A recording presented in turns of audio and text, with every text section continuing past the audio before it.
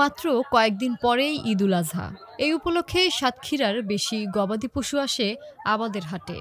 তবে জেলার সবচেয়ে বড় এই হাটে ৩ জুন মঙ্গলবারেও গরু কেনাবেচা খুবই কম। গরু বিক্রি হচ্ছে মন প্রতি ২৮,০০০ টাকা থেকে ৩০,০০০ টাকার মধ্যে। এতেও ক্রেতাদের সাড়া মিলছে না। বিক্রেতাদের অভিযোগ, গরুর খাবারের দাম অস্বাভাবিক বেড়ে যাওয়ায় এই দামেও বেচা কঠিন। আমাদের যা খাদ্য খাবারের দাম, এখন বিস্কুটের দাম ৯,০০০, ৮,০০০, ভুসির দাম মনে করেন ৩৩০০। এই খাদ্য খাবার খাওয়াই গরু হয়ে গেছে একেবারে পানির দাম।